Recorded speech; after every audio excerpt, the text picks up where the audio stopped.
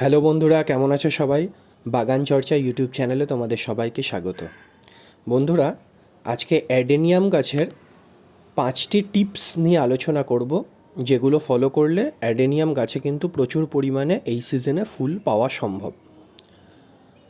Basically adenium গাছে খুব কম খাবারে, এমনকি যে দেশি জাতের অ্যাডেনিয়াম বা সিঙ্গেল পেটাল নর্মাল অ্যাডেনিয়ামগুলো রয়েছে, তাতে কিন্তু সেরকম খাবার না দিলেও কিন্তু প্রচুর পরিমাণে ফুল ফোটে। অন্ততপক্ষে আমি আমার ছাদ বাগানে কিন্তু দেশি অ্যাডেনিয়ামে খুব একটা খাবার দিই না। তাছাড়া যে সমস্ত রোজি ভ্যারাইটি বা বাইরের ভ্যারাইটিগুলো রয়েছে, সেইগুলোতে কিছু পরিচর্যা নিতে হয়।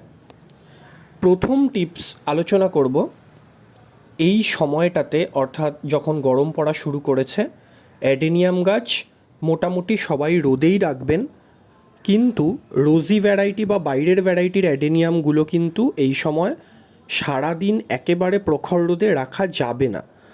পারলে একটুখানি গ্রিন নেট শেডের নিচে রাখুন, তাতে কিন্তু গাছের স্বাস্থ্য আরও ভালো থাকবে।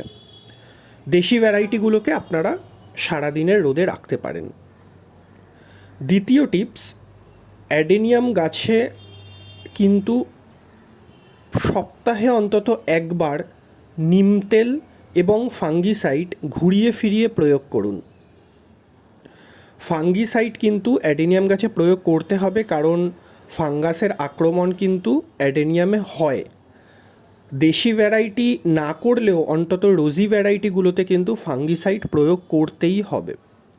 তৃতীয়ত, বৃষ্টি এই গরমকালে মাঝে মধ্যেই হবে। অনেকেই আছেন যারা ভাবেন অ্যাডেনিয়াম গাছ বৃষ্টিতে ভেজানো যাবে না, নষ্ট হয়ে যেতে পারে।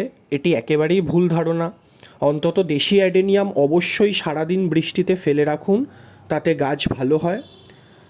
রোজি বা রেয়ার ভ্যারাইটিগুলি পারলে শেডের নিচে রাখুন, পুরোপুরি বৃষ্টিতে ভেজাবেন না, তবে কিছুটা বৃষ্টির জল খাওয়াতে পারেন।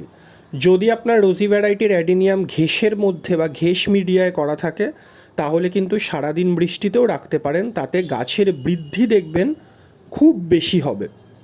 সারা বছরে যতটা না বৃদ্ধি পায়, এই সময় আরও বেশি বৃদ্ধি পাবে। চতুর্থত, অ্যাডেনিয়াম গাছের প্রুনিং এই সময়টা দয়া করে করবেন না। প্রুনিংয়ের টাইম বেরিয়ে গেছে, এখন আর প্রুনিং করার কোনো রকম দরকার নেই। পঞ্চম বা শেষ টিপস হচ্ছে গাছের খাওয়ার।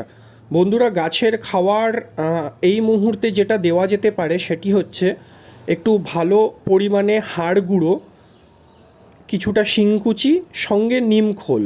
আর কিছুই দেওয়ার দরকার নেই। হাড় গুঁড়ো, শিংকুচি, নিমখোল।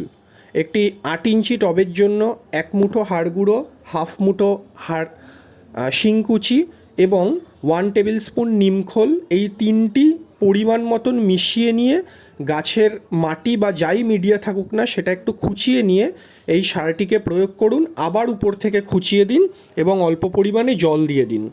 আর কোনো খাবার প্রয়োগের দরকার নেই। এই 3টি মিশ্র খাবারের প্রয়োগেই কিন্তু পুরো সিজন জুড়ে অ্যাডেনিয়াম প্রচুর পরিমাণে ফুল দেবে। অনেকেই অ্যাডেনিয়াম গাছে পটাশ বা এনপিকে ব্যবহার করে, আমি ব্যবহার করি না, তাতেও কিন্তু আমার যথেষ্ট ভালো রেজাল্ট গাছ দেয়, এনপিকে বা পটাশ ছাড়াই। সুতরাং পরিচর্যাগুলো মেনে চলুন, প্রচুর ফুল ফোটান।